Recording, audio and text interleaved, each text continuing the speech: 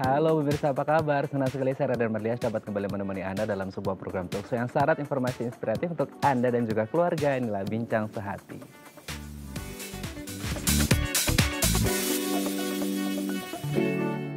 Ya pemirsa, kalau kita ngomongin COVID-19 gitu ya, pasti yang ada di benak kita merasa takut, khawatir, was-was, gimana nih nanti kalau semisal kita, ya nauzubillah gitu ya, kita terpapar COVID-19, pasti dampaknya sangat luar biasa, baik ke kesehatan, ekonomi, dan lain sebagainya, pasti kita merasa khawatir, apalagi kalau sudah terpapar COVID, terus kemudian harus menjalani masa karantina, masa isolasi, dan ketika nanti sudah negatif pun kembali ke masyarakat, takut gitu ya, kalau akhirnya dicap seperti kayak, aduh ini kan dulunya COVID seperti itu. Nah, bagaimana kemudian kesehatan mental dari pasien COVID-19?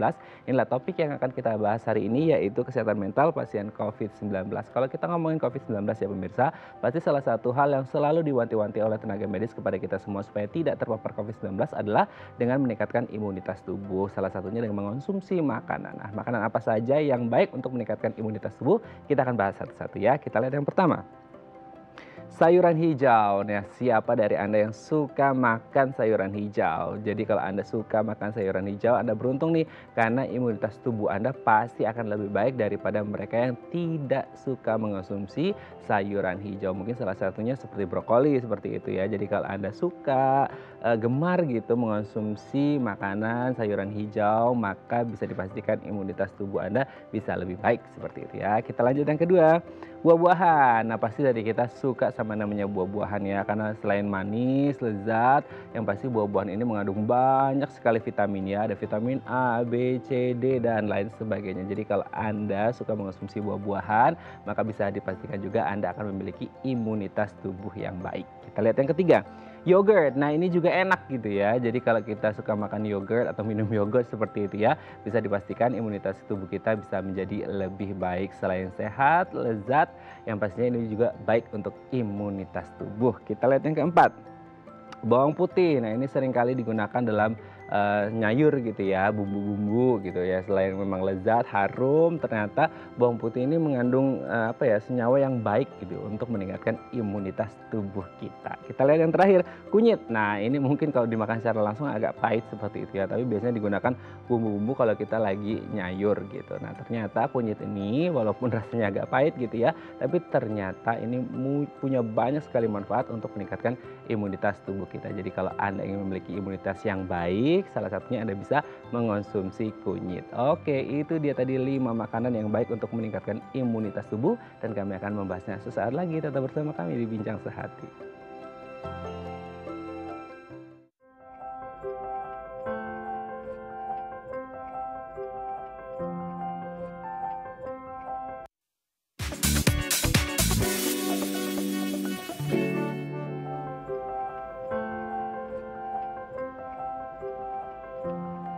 Baik, Anda masih bersama kami di Bincang Sehati. Tadi di segmen sebelumnya kita sudah membahas beberapa makanan yang bisa meningkatkan imunitas tubuh kita. Dan untuk membahasnya telah tersambung bersama kami di sambungan Zoom dengan Dr. Raisa E. Juwanda MGizi SPGK, spesialis gizi klinik dari Rumah Sakit MMC dan Rumah Sakit Pondok Indah Puri Indah. Selamat pagi Dr. Raisa, apa kabar? Halo, selamat pagi Mas Raden, kabar baik. Kabar baik ya dok ya. Dok, hari ini kan kita sebenarnya mau ngomongin tentang pasien COVID. Nah, kalau kita ngomongin COVID kan memang salah satu hal yang harus kita persiapkan adalah imunitas tubuh yang baik nih gitu kan. Ya mungkin kalau ngomongin imunitas gitu ya, yang di pikiran kita adalah olahraga gitu ya, istirahat. Tapi kan ada salah satu hal lagi, yaitu mengonsumsi makanan yang baik untuk meningkatkan imunitas gitu ya. Hari ini kita akan membahas beberapa makanan yang katanya bisa meningkatkan imunitas tubuh. Kita lihat yang pertama dok, sayuran hijau. Ini ada kandungan apanya di sayuran hijau sehingga katanya baik untuk meningkatkan imunitas tubuh nih dok? Oke, ya jadi benar banget nih sayuran hijau ini sangat baik untuk meningkatkan imunitas tubuh. Kenapa? Karena sayuran ini mengandung berbagai antioksidan dan juga vitamin seperti vitamin C, vitamin E, vitamin A, dan serat yang sangat baik untuk menjaga imunitas kita. Nah, sebaiknya makannya itu jangan hanya yang hijau aja. Jadi bagusnya itu makan sayur yang juga berwarna-warni sebenarnya. Oke. gitu. Jadi pilih yang kuning, pilih yang orange, yang hijau juga, yang ungu atau yang putih. Kesemua sayuran tersebut memiliki manfaat. Oke, berarti tidak hanya yang hijau saja, tapi semua sayuran warna-warni pun nggak masalah karena nanti akan mendapatkan ya kandungan vitamin, kandungan yang lain sebagainya gitu ya. Nah, Oke, Dok, kita lanjut yang kedua. Buah-buahan. Nah, kalau buah-buahan kan memang manis, lezat gitu ya. Ternyata buah-buahan ini bisa meningkatkan imunitas tubuh nih, Dok. Gimana nih? ya, ini juga benar sekali karena buah ini kan merupakan sumber vitamin juga dan juga mineral dan ada seratnya juga ya. Hmm. Jadi hampir menyerupai sayuran. Nah, buah-buahan ini juga sebaiknya makannya ini yang berwarna-warni dan sebaiknya ganti-ganti. Jadi jangan misalnya makannya pepaya, pepaya terus tiap hari, itu sebaiknya jangan seperti itu. Sebaiknya diganti-ganti. Misalnya hari ini pepaya, nanti ada yang pepaya kan merah ya, lalu ada lagi yang warna lain, misalnya hijau, apel hijau, ada lagi yang ungu, anggur, contohnya gitu. Oke. Tapi kalau semisal dalam satu kali makan kita ada beberapa potong buah, itu nggak apa-apa, Dok? Nggak masalah, boleh. Jadi yang penting makan itu sebaiknya beragam dan bervariasi. Oke. Ada nggak sih, Dok, maksudnya kan ada buah-buahan yang katanya kandungan gulanya itu lumayan tinggi gitu. Itu baik dikonsumsi atau boleh dikonsumsi tapi dalam batasan wajar, Dok? Ya, jadi kalau yang gulanya tinggi, ini harus dibatasi, terutama untuk pasien-pasien yang ada diabetes mellitus atau ada penyakit gula. Nah, Mmm. itu memang ada beberapa buah yang sebaiknya dibatasi atau dihindari. Tapi secara umum, hampir semua buah ini bisa dibilang sehat dan baik, Mhm. asal cara mengolahnya juga yang benar. Sebaiknya dimakan dalam keadaan fresh dan segar, dan sebaiknya jangan ditambahkan dengan zat lainnya seperti misalnya ditambah gula, ditambah sirup. Nah, tentunya akan jadi tidak terlalu sehat ya dibandingkan dengan kita makan makanan yang segar. Karena mungkin untuk keperluan posting di Instagram kali ya, Dok, ya, hingga akhirnya di jus tambahin ini biar garnish-nya bagus, diposting malah bukannya sehat gitu ya, malah untuk posting-postingan di sosial media. Kita lanjut yang ketiga, Dok, yogurt. Nah, katanya yogurt ini kan memang enak gitu ya, lezat ya. Nah, sebenarnya yogurt ini ada kandungan apa sehingga bisa meningkatkan imunitas tubuh nih, Dok? Ya, jadi yogurt ini merupakan salah satu sumber makanan yang mengandung probiotik. Nah, probiotik ini ternyata sangat baik untuk menjaga saluran cerna kita. Mmm. Nah, apa hubungannya saluran cerna dengan COVID? Ternyata hampir 70% kekebalan tubuh kita itu berada di dalam sistem pencernaan. Jadi, Mmm. kesehatan khusus menjadi salah satu kunci dari menjaga daya tahan tubuh kita nih. Jadi Mmm. kalau saluran cernanya itu sehat, otomatis tubuh secara keseluruhan juga akan lebih kuat imunitasnya. Jadi Mmm. sangat baik nih minum atau makan makanan yang mengandung probiotik, salah satunya yogurt. Tapi ada Mmm. yang lain juga sih selain yogurt, Apa aja itu, Dok? ya tempe itu ada probiotiknya juga, Oh. pisang pun ada. Oke, oke, oke.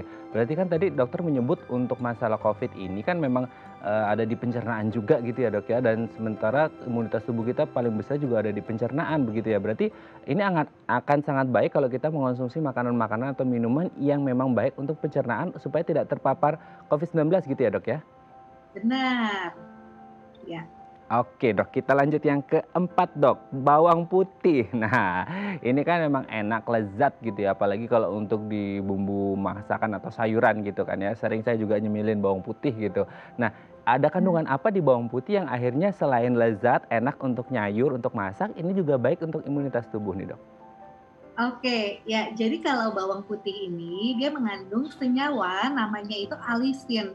Nah, ini yang bikin ada aroma khas atau agak aneh dari bawang putih ya, alisin ini. Ternyata alisin ini sangat bermanfaat untuk mengatasi kita melawan penyakit seperti pilek atau melawan penyakit infeksi lainnya. Jadi bawang putih ini memang memiliki manfaat sebagai antibakteri dan antivirus. Jadi juga bisa memperkuat imunitas tubuh. Nah, selain ada alisin tadi, antioksidannya juga tinggi dan ada berbagai zat lainnya juga seperti ada zinc, fosfor, potasium, kalsium. Jadi juga sangat baik nih untuk menurunkan tekanan darah tinggi. Oke, Dok, saya itu pernah, denger gitu ya dari teman-teman gitu, kalau kita lagi nggak enak badan, agak meriang gitu, katanya kita disuruh, makan bawang putih, tapi yang bawang putih yang tunggal gitu, Dok, yang langsung mentah itu dimakan emang rasanya sangat luar biasa sih, gitu ya, Dok, ya. Tapi katanya baik untuk ngobatin badan kita kalau lagi meriang gitu. Nggak ngerti nih maksudnya itu mitos atau fakta beneran kalau dilihat dari, seorang SPGK ini bener atau enggak sih, Dok, sebenarnya?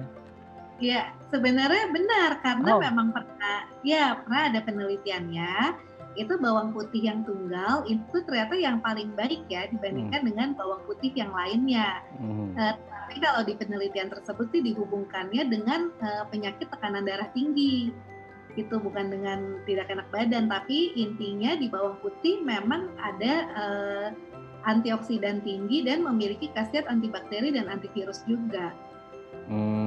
oke berarti benar seperti itu ya, bahwa memang ada kandungan yang sangat baik gitu ya. Oke Dok, kita lanjut yang terakhir Dok. Nah ini mungkin agak pahit mungkin untuk sebagian orang, tapi akhirnya ketika ini jadi dimasukkan dalam bumbu, ini bisa membuat makanan jadi tambah enak, kunyit. Nah ini katanya juga bisa membuat imunitas tubuh kita baik. Ada kandungan apa di kunyit sehingga bisa membuat imunitas tubuh kita menjadi lebih baik gitu Dok? Oke, ya jadi kalau di kunyit ini, kunyit mengandung zat yang namanya kurkumin. Nah, Mhm, kurkumin ini zatnya itu bisa memiliki efek sebagai anti radang, bisa untuk mengatasi penyakit MAH juga, dan juga bisa untuk menambah nafsu makan, terutama untuk pasien-pasien ya biasanya kan nafsu makannya turun tuh kalau kita sakit. Nah, boleh nih ditambah kunyit, jadi biar nafsu makannya juga meningkat.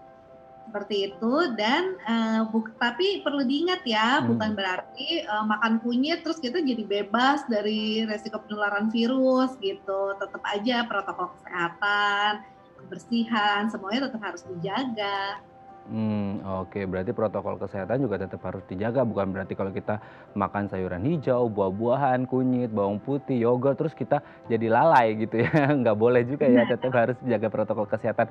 Oleh karenanya mungkin kalau saya ingat, nggak tahu ini kunyit atau bukan sih Dok, yang ketika anak kecil ini agak susah makan waktu kecil akhirnya dicekokin kunyit juga gitu ya Dok? Iya Iya betul? benar, karena ada Mhm, satu yang kurkumin atau, nama ininya biasanya kurkuma ya, nama mhm. yang dikenal orang-orang. Benar juga bisa untuk meningkatkan nafsu makan pada anak juga bisa. Oke Dok, selain 5 makanan yang tadi Dok, mungkin ada yang belum disebutkan beberapa makanan atau minuman yang lain yang mungkin bisa untuk meningkatkan imunitas tubuh karena sekarang kan yang dicari selama masa pandemi untuk menghadapi COVID-19 adalah imunitas gitu kan. Ini sebenarnya ada makanan yang lain selain mungkin konsumsi vitamin gitu ya Dok ya, ada nggak makanan yang lain yang belum tadi kita sebut yang memang baik untuk imunitas tubuh Dok? Oke, jadi untuk imunitas, kita juga perlu makanan yang proteinnya itu tinggi. Mhm, Jadi protein tidak boleh dilupakan. heeh, Protein itu dari apa aja, bisa dari hewani, bisa dari nabati. Yang dari hewani contohnya telur, ikan, ayam, daging gitu ya. Kalau yang nabati contohnya tahu, tempe, dan juga kacang-kacangan. Nah, ada lagi nih yang, baik juga untuk menjaga imunitas, apa itu? Yaitu omega 3. berarti intinya adalah kita harus mengonsumsi banyak sekali makanan yang beragam seperti itu ya, jangan kemudian di masa pandemi, pingin enaknya aja, akhirnya makan junk food. Malah akhirnya nggak sehat gitu ya Dok ya. Intinya tetap harus makan yang sehat supaya imunitas tubuh tetap terjaga sehingga kita bisa terbebas dan terhindar dari yang namanya paparan COVID-19. Baik, terima kasih Dokter Raisa sudah berbagi bersama kami pagi hari ini di Bincang Sehati. Sehat-sehat terus Dok, salam untuk keluarga di rumah dan teman-teman di rumah sakit. Terima kasih Dokter Raisa, selamat pagi. Terima kasih. Baik, pemirsa selanjutnya kita akan membahas tema kita hari ini. Bagi Anda yang memiliki pertanyaan, Anda bisa menghubungi kami di nomor 021 290 32644 atau DM Instagram kami di @bincangsahati.tv. Kami akan segera kembali.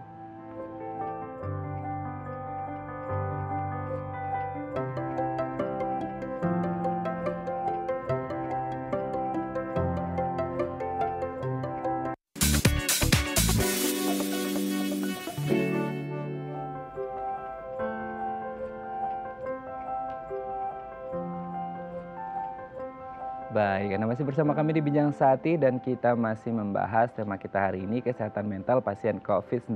Bagi Anda yang memiliki pertanyaan, Anda bisa menghubungi kami di nomor 021 290 3264 atau DM Instagram kami di @bincang-sehati.tv dan telah tersambung bersama kami di sambungan Zoom dengan Dr. Andri SPKJ, spesialis kedokteran jiwa dari Omni Hospitals Alam Sutera. Selamat pagi Dr. Andri, apa kabar? Kita ketemu lagi, Dok. Selamat pagi. Sehat gimana nih kabarnya? Alhamdulillah sehat, Dok. Semoga Dokter Andri juga dan Wah, keluarga sehat-sehat terus ya, Dok ya. syukurlah. Dok, hari ini Makasih. kita akan membahas salah satu hal yang mungkin harus menjadi perhatian kita ketika kita ngomongin pasien COVID-19. Tidak hanya berfokus pada kesehatan fisiknya, bagaimana kemudian bisa sembuh dan negatif dari paparan COVID-19, tapi kita juga akan ngomongin dari kesehatan mentalnya gitu. Karena ini salah satu hal yang juga harus dijaga, karena kesehatan mental kan juga bisa pengaruh ke imunitas dan bisa cepat sembuh gitu ya, Dok ya. Tapi kalau sebelum kita ngomongin Betul tentang sekali. pasien COVID-19, kondisi mentalnya, kalau yang dimaksud dengan kondisi kesehatan mental itu yang seperti apa sih, Dok? Kesehatan mental itu kalau kita lihat dari definisi WHO saja, memang lebih didominasi oleh kemampuan kita untuk merasa sehat dan bahagia gitu ya. Jadi ada perasaan damai sejahtera, mampu menghadapi tantangan hidup, dan juga mampu berpikir yang positif terhadap diri sendiri dan juga orang lain gitu. Jadi kesehatan mental tuh demikian yang lebih fokusnya. Makanya kenapa WHO belakangan ini juga lebih menekankan bukan hanya pada kesehatan fisik saja yang harus diperbaiki, tapi juga kesehatan mental karena dia akan berpengaruh sangat penting kepada kualitas hidup dan produktivitas orang tersebut. Oke. Nah, berarti kalau seperti itu faktor apa aja nih, Dok, yang bisa membuat kesehatan mental bisa terjaga dengan baik dan faktor apa yang bisa membuat kesehatan mental agak terganggu gitu? Ya, sebenarnya kita tahu bahwa faktor kesehatan mental itu akan dipengaruhi oleh faktor biologi, artinya bawaan genetik dari orang tersebut, faktor psikologi, termasuk dalam hal ini adalah pola asuh, dan juga faktor lingkungan sosial. Ini yang menjadi problem kadang-kadang adalah ketika faktor genetiknya itu memang sudah ada. Misalnya kita lihat anak-anak kita kan tiap orang tuh berbeda ya, dari sejak kecil mereka sudah punya kemampuan untuk adaptasi atau kurang adaptasinya. Nah, ditambah dengan lingkungan yang stres, yang melelahkan, itu akan membuat mereka misalnya mengalami masalah. Kita sendiri demikian kan, kalau kita udah dewasa seperti ini, mungkin dianggapnya kita mampu nih menghadapi stres kehidupan sehari-hari. Tetapi kalau terus-menerus kondisi itu terjadi di dalam kehidupan kita, maka kita akhirnya tidak sanggup juga. Padahal sebenarnya kalau kita bicarakan tentang stres itu kalau dalam jumlah yang cukup ya, itu dia oke. Dia nggak ada masalah. Karena itu membuat kita jadi kepingin mau maju. Karena ada stres ini kita misalnya mendapatkan sesuatu yang bisa membuat kita jadi lebih baik misalnya. Dalam tatanan yang baik, stres itu akan membantu kita menjadi lebih baik. Tetapi kalau dia terlalu banyak dan terlalu panjang misalnya dialami, maka dia bisa mengalami kelelahan mental. Ini yang membuat orang akan mudah nantinya jatuh ke dalam cemas, depresi ya, itu yang bisa dialami banyak orang. Oke, kelelahan mental seperti itu ya, hingga depresi seperti itu. Tapi Dok, kalau kita ngomongin tentang kesehatan mental gitu ya, Dok ya, kan sering kita dengerinnya atau taunya adalah gejala psikosomatis. Dari pikiran gitu ya, akhirnya jadi jatuh Ya, ke sakit fisik gitu. Tapi sebenarnya bisa ya, dibalik juga nggak sih, Dok? Maksudnya kayak orang dengan penyakit yang lumayan berat gitu ya, yang ya. awalnya mentalnya biasa aja, tapi karena penyakitnya agak lumayan berat, jadi mentalnya juga ikut keganggu gitu, Dok. Ini kebalikan dari yang psikosomatis mungkin atau gimana? Betul, betul sekali Mas Alin. Jadi kalau kita melihat banyak orang-orang yang mengalami masalah gangguan penyakit medis kronis, misalnya diabetes, kemudian juga penyakit jantung, atau yang sifatnya tuh tiba-tiba. Ya, dia misalnya merasa bahwa ada problem dari masalahnya, bisa tiba-tiba dia gejalanya datang, misalnya divonis kanker, atau misalnya sekarang ini yang lagi tren itu mungkin adalah COVID-19 gitu ya. Dan dia tidak menyangka gitu bisa mengalami hal tersebut, maka dia bisa mendapatkan dirinya itu mengalami suatu keadaan yang tidak nyaman. Dia bisa menjadi mengalami keluhan-keluhan kecemasan, rasa tidak enak, ya, kesulitan tidur. Ini jadi salah satu yang penting yang perlu kita perhatikan juga selain daripada tadi. Makanya kalau di dalam pendekatan psikosomatik medis, kita itu tidak bisa memisahkan pikiran, ya, dan body atau badan kita. Ini adalah sesuatu kesatuan. Jadi kalau kita berbicara tentang masalah medis, maka kita tidak akan melupakan adanya masalah yang berkaitan dengan kondisi psikis atau kejiwaan. Begitupun juga ketika kita berhadapan dengan kasus-kasus kejiwaan, kita tidak boleh melupakan adanya masalah-masalah yang fisik yang mungkin bisa mempengaruhi kondisi kejiwaan itu sendiri. Oke, berarti saling berkaitan gitu ya dok ya. Nah kalau konteksnya Betul. sekarang nih dok, pandemi Ya, COVID-19 seperti itu ya, di mana ini menjadi ketakutan bersama, kita semua takut kan gitu terpapar gitu, apalagi untuk golongan yang rentan kan seperti lansia dan mereka-mereka yang punya penyakit komorbid seperti itu. Lalu ya, bagaimana dok ini kesehatan mental orang yang mereka ini akhirnya terpapar COVID-19 dan mungkin masuk kategori rentan seperti lansia dan punya penyakit komorbid dengan pemberitaan COVID-19 yang sangat masif sekali dok, sehingga akhirnya membuat ya, mereka akhirnya ya drop secara fisik karena COVID dan akhirnya drop juga secara mental gitu dok. Bagaimana pengaruhnya? ya. Sebenarnya di awal-awal pandemi sudah disarankan juga kepada kita semua untuk membatasi, ya, pemberitaan terkait dengan COVID. Saya tahu media memang luar biasa, ya, memberitakannya. Dan kemarin saja saya sempat diwawancarai salah satu media berkaitan dengan gejala baru yang dinamakan delirium. Padahal sebenarnya gejala ini adalah gejala yang bisa terjadi pada semua penyakit yang masalahnya berkaitan dengan adanya perubahan di sistem secara pusat gitu, ya. Jadi ada kebingungan dan seperti itu. Dan itu bukan gejala baru sebenarnya. Nah, inilah sebenarnya yang perlu diperhatikan oleh kita semua, ya, termasuk juga teman-teman media, untuk memberitakan hal-hal yang juga positif. Bagaimana kita bisa menjaga diri dengan baik. Dan tentunya buat teman-teman atau pasien, Bapak Ibu semua yang menyaksikan tayangan ini juga perlu belajar gitu, bagaimana menyeimbangkan. Misalnya tadi kita bicara tentang informasi yang terlalu banyak, maka coba informasinya mungkin dibatasi sekitar 1 jam saja, misalnya membaca informasi terkait dengan COVID. Tapi isi dengan hal-hal lain, misalnya dengan melakukan relaksasi, misalnya membaca buku, melakukan pekerjaan seperti biasa gitu. Jadi saya sendiri setiap hari masih praktek dari Senin sampai Sabtu, ya, kecuali besok saya mau cuti misalnya sampai akhir pekan begitu. Nah, ini yang membuat kita jadi tetap melakukan pekerjaan sesuai seimbang. Yang paling penting adalah tetap melakukan protokol kesehatan yang baik supaya kita tetap terlindungi. Karena perasaan aman itu juga akan meningkatkan imunitas tubuh kita. Nah oke.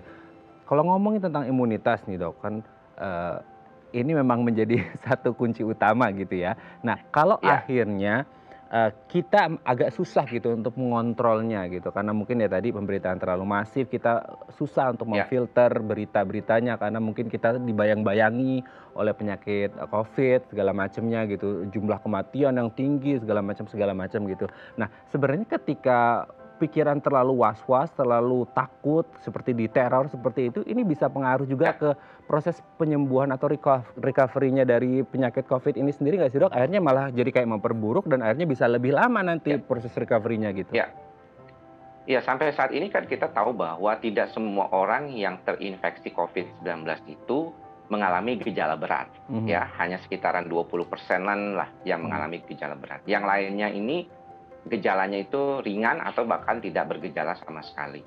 Namun, kalau misalnya kita bergejala ringan ataupun tidak sama sekali, tetapi kemudian imunitas kita menurun karena kita misalnya diketahui lah terinfeksi COVID-19. Kemudian kita kaget gitu, ya, dan akhirnya jadi stres, nggak bisa tidur, mikirin, aduh jangan-jangan besok suara saya mulai ada batuk-batuk, kemudian mulai nggak bisa nyium gitu. Jadi kepikiran hal-hal seperti itu, padahal sebenarnya dia adalah misalnya orang tanpa gejala, maka daya tahan tubuhnya bisa menurun karena stres itu sendiri, ya, membuat kortisol kita atau hormon stres di dalam tubuh kita meningkat. Dan kalau hormon stres kita kebanyakan, maka dia akan merendahkan faktor-faktor imunologi atau imunitas di dalam tubuh kita sendiri. Dan akhirnya kalau kita tahu bahwa COVID-19 ini kan penyakit yang berkaitan dengan virus ya, di mana yang melawan itu adalah daya tahan tubuh kita, maka kita jadinya lemah gitu. Akhirnya bisa kena gejala beneran gitu, yang tadinya nggak bergejala malah jadi bergejala. Maka daripada itu tetap protokol kesehatan harus dijalankan dengan baik, perlindungan terhadap diri juga lebih baik, dan pikiran kita jangan lupa selalu untuk merupakan suatu hal yang bisa membantu kita adalah hal-hal yang positif gitu. Jadi kelilingilah hal-hal positif di dalam kehidupan kita sehari-hari. Tapi kemudian jangan lupa batasi yang hal-hal negatif, termasuk pemberitaan yang terlalu masif seperti itu. Berarti kita memang harus bijak sekali gitu ya dok ya, untuk memfilter berita-berita mana yang kayaknya ini bisa mensupport kita, mana yang bisa nggak mensupport kita gitu ya. Jadi akhirnya malah kita tambah drop seperti itu. Nah nanti mungkin di segmen selanjutnya kondisi hati seperti apa kondisi hati ini? Maksudnya kondisi seperti apa yang bisa membuat kita ya meskipun agak takut, agak khawatir dengan COVID, tapi setidaknya kita bisa cooling down diri kita untuk supaya tidak terlalu panik gitu ya dok ya, karena panik juga nggak bagus kan seperti itu. Nanti setelah jeda ya dok ya. Baik pemirsa, bagi Anda yang memiliki pertanyaan, Anda bisa menghubungi kami di nomor 021 290 3264 atau DM Instagram kami di @bincangsaati.tv. Kami akan segera kembali.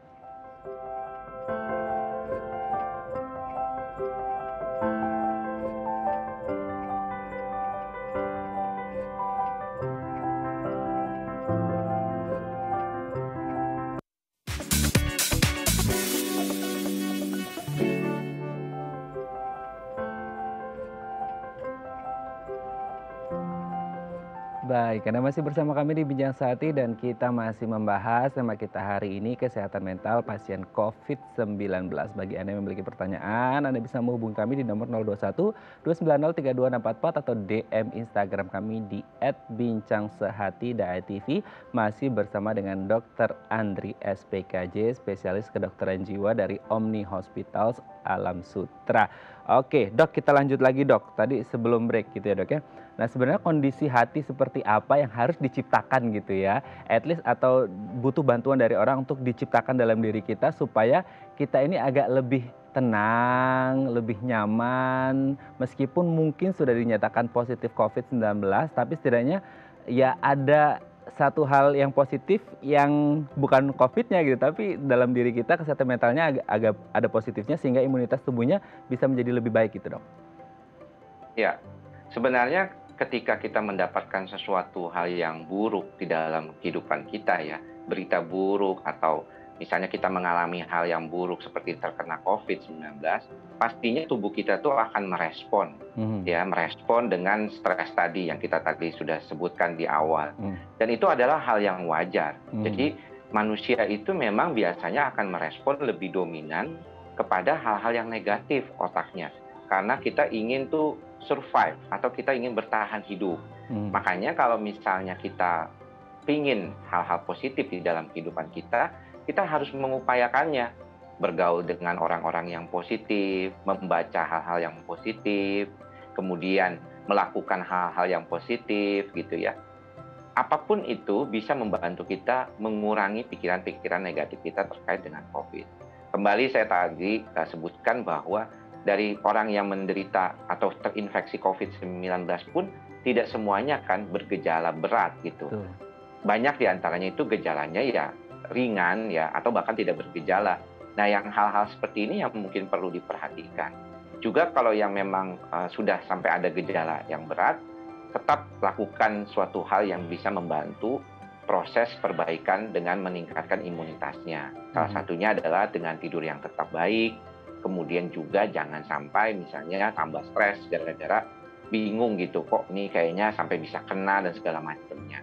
Karena memang ini salah satu yang paling penting untuk diingatkan buat teman-teman yang sudah mengalami atau juga dalam kondisi saat ini lagi isolasi mandiri misalnya gitu. Oke dok, sebenarnya kalau kita sedang dalam masa penyembuhan gitu ya dok ya, atau masa pengobatan COVID-19 katakanlah seperti di beberapa rumah sakit atau di Wisma Atlet seperti itu ya, itu sebenarnya selain pengobatan secara fisik ada tidak sih dok, maksudnya kayak treatment khusus untuk kesehatan mental para pasiennya sehingga akhirnya bisa membantu juga untuk meningkatkan imunitas gitu, Dok? Iya, saya dengar di teman-teman yang bekerja di sana, memang mereka juga tetap memberikan asuhan keperawatan kejiwaan gitu ya. Hmm. Dan juga misalnya kalau ada keperluan, mereka bisa berkonsultasi dengan dokter spesialis kedokteran jiwa yang berjaga di rumah sakit ataupun di wisma atlet tersebut sebagai salah satu tempat rujukan isolasi yang berkaitan dengan pasien COVID-19. Dan memang dalam programnya sendiri kan selalu dikaitkan masalah kejiwaan ini sangat penting juga. Karena pada dasarnya seringkali bukan hanya saja pada saat orang itu mengalami. Banyak saya menemukan pasien di dalam praktek saya belakangan ini itu adalah pasien yang sudah sembuh dari Hmm. COVID-19, tapi gangguan tidurnya itu masih terus sampai saat ini terjadi. Yang diawali saat dia lagi dalam kondisi perawatan di rumah sakit akibat COVID-19. Jadi kadang-kadang bukan hanya saat sakitnya saja, tetapi juga setelahnya itu juga Hmm. bisa mengalami masalah-masalah kejiwaan seperti itu. Berarti harus tetap ada dipandu gitu ya, Dok, ya, setelah meskipun mereka sudah dinyatakan negatif COVID-19 dan akhirnya pun Ya, masih harus dipandu dalam hal kesehatan mentalnya. Kesehatan mentalnya biasanya terganggu, nggak bisa tidur segala macamnya karena mungkin mereka takut dicap pernah positif COVID sehingga mungkin mereka takut akhirnya dijauhi oleh orang atau takut kekhawatiran kayaknya nanti takut kena lagi gitu, Dok, atau seperti apa sih sebenarnya? iya, bukan seperti itu saja ya, tetapi lebih kepada misalnya adanya gangguan pola tidur saat lagi dalam kondisi COVID-19 ya, di saat misalnya ada keluhan-keluhan yang berkaitan dengan nafas seperti itu. Misalnya jadi agak susah tidurnya ya, kemudian juga gejala-gejala lain yang mungkin timbul akibat COVID-19 itu yang menyebabkan dia kesulitan tidur seperti itu. Ada juga memang dikaitkan dengan misalnya faktor kehilangan. Misalnya ada kan kita tahu ada satu keluarga yang kena COVID, kemudian salah satu keluarganya ada yang meninggal. Mhm. Itu juga salah satu pemicu ya. Tapi jangan salah bahwa banyak sekali pasien-pasien yang datang dalam praktek saya sehari-hari itu sebenarnya tidak mengalami COVID, tapi saking takutnya dengan COVID dia kesulitan untuk beradaptasi gitu Mmm. dengan keadaannya. Nggak bisa keluar rumah sampai akhirnya mengalami kecemasan yang didominasi oleh gejala gangguan tidur awalnya, seperti itu. Akhirnya karena terlalu panik gitu ya, Dok, ya, padahal dia tidak mengalami yang namanya COVID, akhirnya karena mungkin ya di sekitarnya ada yang COVID, pemberitaan juga hingga akhirnya panik dan harus Ya, berkonsultasi untuk, kesehatan mentalnya ya, Dok, ya. Oke, Dok, sebelum lanjut ini ada DM Instagram, Dok, dari pemirsa saya akan bacakan terlebih dahulu dari @wira.wahyudi. Dok, ada teman kantor saya kemarin itu sempat positif COVID, sekarang sih udah negatif, tapi sekarang jadi lebih pendiam nih, takut berinteraksi mmm, sama kita-kita. Padahal kita sih ya nggak masalah gitu ya. Mungkin dia ngerasa malu atau gimana gitu. Cara ngomongnya gimana ya biar enak gitu. Terima kasih dari @Pak Wira ini. Gimana nih, Dok? ya, stigma ya terkait dengan COVID ini memang sangat luar biasa ya. Mhm. Jadi di dalam kehidupan kita sekarang ini, saking kita takutnya dengan COVID ini, itu sama seperti waktu awal-awal kita kena dengan kondisi HIV/AIDS dulu Ah, gitu ya, iya. waktu 20 tahunan yang lalu lah, Mmm. sekitar itu. Di mana orang tuh takut gitu ya ketika berhubungan dengan orang HIV/AIDS gitu. Nah, ini juga seringkali terkait dengan pasien COVID gitu ya. Ada rasa ketidakpercayaan diri, walaupun para ahli, dokter-dokter itu sudah memberitahukan ya bahwa kalau misalnya dia sudah maksudnya negatif ya, dia tidak menularkan kan seperti itu. Tapi ada perasaan mungkin takut ya, artinya kondisinya tidak siap seperti itu, atau bahkan dia takut terinfeksi kembali. Karena memang kalau kita bicarakan tentang COVID ini memang ini kan penyakit baru ya, Mhm. penyakit yang masih diteliti terus. Makanya kenapa setiap hari ada selalu perkembangan-perkembangan yang mungkin berbeda dari awal pertama kayak gitu ya. Kita bisa lihatlah perkembangan informasinya juga kadang berubah gitu ya seiring dengan berjalannya waktu.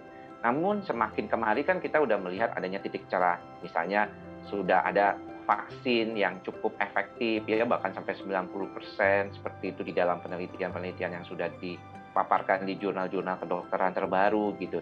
Jadi ada harapan gitu dan kita selalu harus ingat bahwa di dalam setiap kesulitan di dalam hidup kita pasti akan ada kesempatan untuk berkembang dari diri kita sendiri. Mungkin ada banyak orang yang merasa bahwa pandemi ini membuat dia menjadi berubah. Saya sendiri menyadari bahwa di masa pandemi ini saya mendapatkan banyak hal-hal yang saya pelajari buat diri saya sendiri, keluarga saya, dan lingkungan saya. Jadi selalu mencoba mengambil sisi positif walaupun kecil dari setiap apa yang terjadi di dalam kehidupan kita.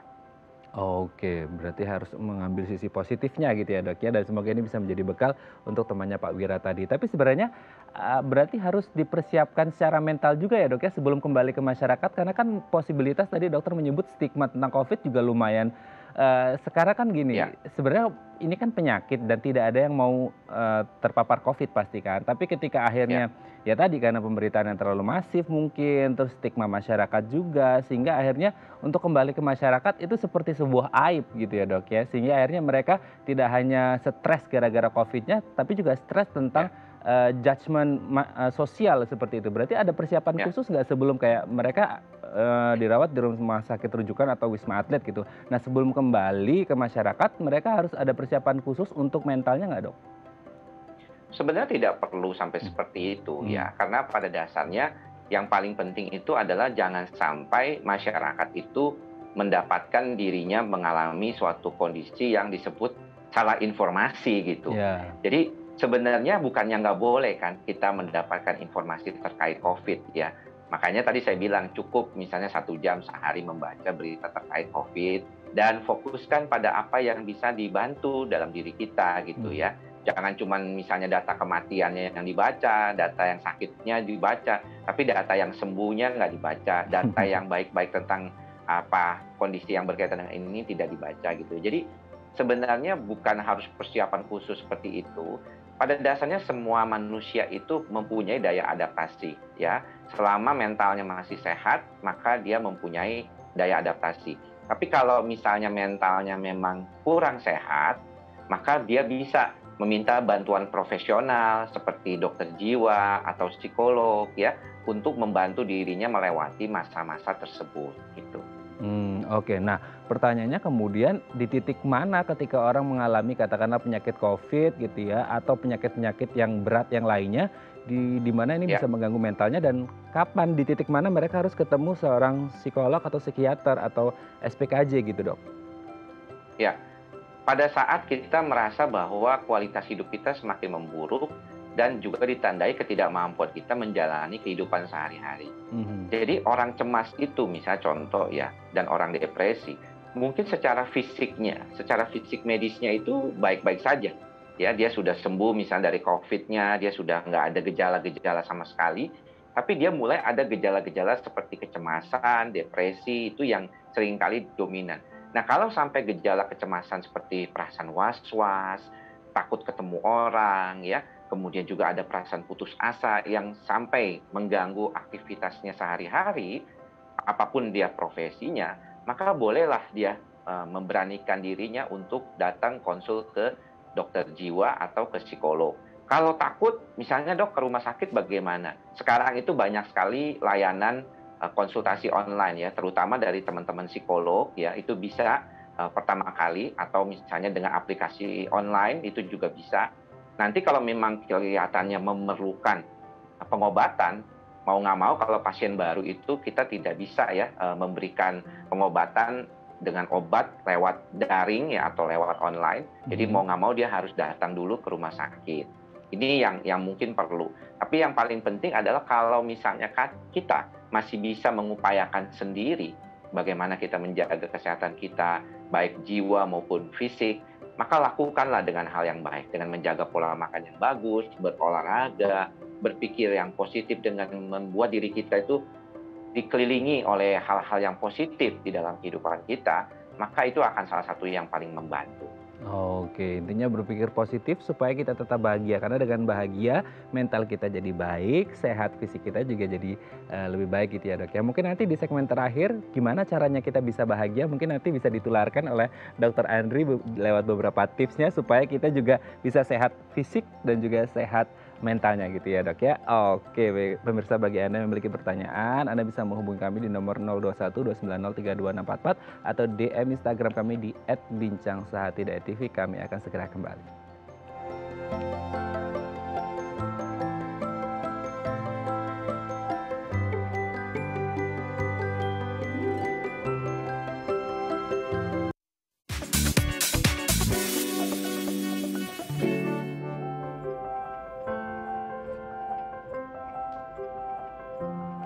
Baik, Anda masih bersama kami di Bincang Sati dan kita masih membahas tema kita hari ini kesehatan mental pasien COVID-19 masih bersama dengan Dr. Andri SPKJ, spesialis kedokteran jiwa dari Omni Hospital Alam Sutra. Dok, di segmen terakhir ini kita akan membahas beberapa tips yang bisa kita lakukan agar kita tetap bahagia gitu ya dok ya. Yang pertama kita lihat olahraga. Nah, hubungannya olahraga dengan bahagia ini seperti apa ini dok? Ya, olahraga yang baik yang membuat kita bahagia itu adalah olahraga yang bisa membuat kita itu menghasilkan hormon yang namanya endorfin gitu. Endorfin. Jadi ada zat seperti morfin yang alami yang ada di dalam tubuh kita yang namanya endorfin itu bisa dihasilkan dari olahraga yang membuat kita nyaman gitu. Tapi jangan lupa ya olahraganya itu yang happy. Kalau misalnya olahraganya kepaksa ya tetap aja nggak bisa gitu. Olahraganya karena ngikutin tren juga nggak bagus ya dok ya? Sebenarnya nggak boleh dipaksa aja. Nggak boleh Kalau dipaksa. kita olahraga dengan hati gembira, dengan senang gitu ya, maka itu hasilnya akan baik kayak gitu. Kalau dipaksa-paksa itu biasanya malah kortisolnya yang meningkat. Malah stres ya dok ya? Betul Oke, sekali. yang pasti juga olahraganya adalah olahraga kalau kita versi orang umum mungkin olahraganya olahraga sehat gitu ya, bukan olahraga prestasi. Jadi mungkin Iya, kadarnya juga harus bisa diperhatikan sesuai dengan kapasitas betul, tubuh gitu ya dok ya. Jangan akhirnya betul. berlebihan malah ngedrop gitu ya. Oke, kita Iya, lihat yang betul. kedua dok, konsumsi makanan sehat. Nah, katanya ada yang bilang kalau konsumsi makanan sehat itu dari makanan juga bisa menimbulkan hormon-hormon bahagia ya dok ya? Iya, memang sebenarnya makanan sehat ini dengan seimbang karbohidrat, protein, lemak, ya, sumber mineral, dan vitamin, itu sebenarnya tujuannya adalah untuk bekerja tubuh kita tuh secara optimal gitu ya. Mhm. Kalau kita misalnya kebanyakan makan karbohidrat misalnya, tapi kurang protein, maka tubuh kita itu akan menjadi kurang baik untuk proses perubahan di sistem saraf pusatnya ataupun di tubuhnya sendiri. Kemudian kalau kekurangan vitamin, misalnya ada beberapa vitamin yang saat ini disarankan, vitamin D, misalnya vitamin ya, D itu delta maksudnya, atau Mmm. vitamin C, C, kemudian vitamin B gitu. Itu disarankan untuk membantu proses-proses di dalam tubuh kita, maka gunakanlah. Dan jangan lupa juga ya untuk misalnya berjemur, walaupun Mhm. kita tahu sekarang ini cuacanya kadang-kadang gampang berubah-berubah gitu ya, Betul. karena udah musim pancaroba. Tapi berharap kita tetap melakukan upaya untuk jemur gitu ya, melakukan sunbathing lah istilahnya, mandi matahari gitu Mhm. istilahnya kalau bisa.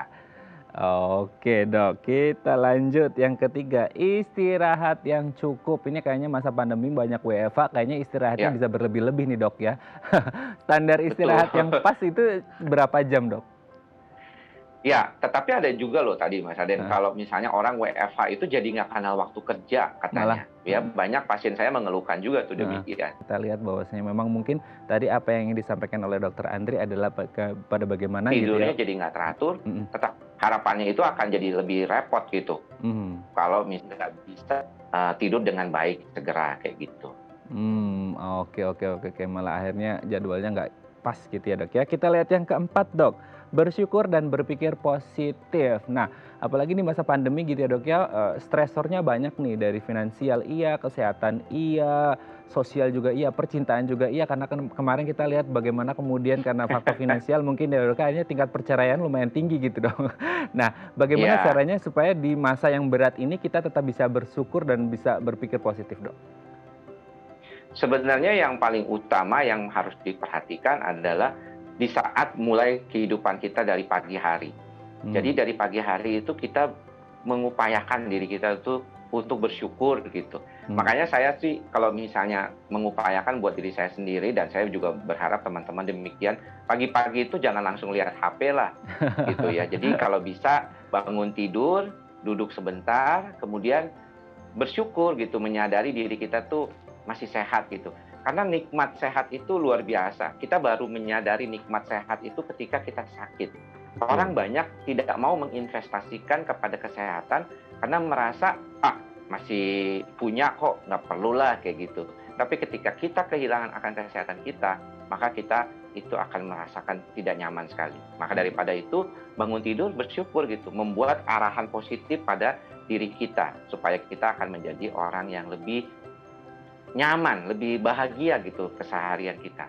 Kalau Nah, kita udah pagi-paginya udah ngedumel, udah kesal gitu ya, agak sulit mungkin membuat kita jadi lebih baik. oke Dok, yang terakhir Dok, waktu yang berkualitas mungkin sama keluarga ini juga penting untuk membuat kita kondisi kesehatan mentalnya tetap stabil ya Dok ya? Iya, waktu yang berkualitas ini memang salah satu yang seringkali dikaitkan dengan kemampuan kita untuk mengelola waktu sendiri ya. Saya sendiri memang tetap akan berfokus walaupun mungkin di dalam kehidupan itu banyak banget yang pengen dikerjain gitu Mhm, ya seolah-olah, tapi kita perlu pembagian waktu yang baik gitu ya, apalagi di masa sekarang. Kita tahu nih sekarang ini orang jadi sulit untuk kemana-mana karena ada mhm. perasaan takut, nggak boleh berkumpul dan segala macam dan itu saya penting ya untuk diperhatikan karena protokol kesehatan, physical distancing itu penting juga. Nah, jangan sampai kita merasa Mhm, bahwa karena kita nggak bisa kemana-mana, kita juga nggak punya waktu kualitas untuk diri kita mhm. sendiri. Coba Oke, temukan hal-hal yang bisa membuat kita bahagia. Dan inilah oke, saatnya untuk mengeksplorasi itu buat diri kita. Jadi jangan, oke, aduh kan aku nggak bisa kemana-mana, oke, jadi bagaimana dong? Tapi fokuskan oke. pada apa yang bisa kita lakukan. Oke, baik, terima kasih Dokter Andri sudah berbagi bersama kami pagi hari ini Bincang Sehati. Sehat-sehat terus Dok, salam untuk keluarga di rumah dan teman-teman di rumah sakit. Baik pemirsa, bagi Anda yang memiliki Makasih. kritik dan saran, Anda bisa menghubungi kami di nomor 0889 8100 5000 atau Anda bisa follow media sosial kami di @bincangsehati.tv. Saya Raden Mardiasamid, sampai jumpa dan selamat beraktivitas.